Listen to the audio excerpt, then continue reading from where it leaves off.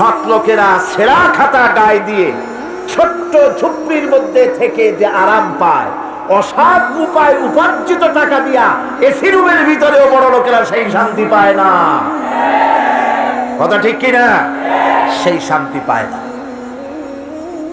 বড় লোক রোগের অভাব, নানান রোগ, খাইতে পারে না।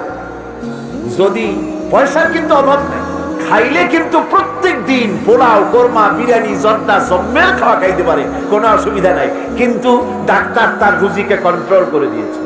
ডাক্তার বলেছে খাসির চর্বি খাওয়া যাবে না, পাঙ্গাস মাছের পেটি খাওয়া যাবে না, লইট্টা ফিশ খাওয়া যাবে না। কি খাইতে হবে?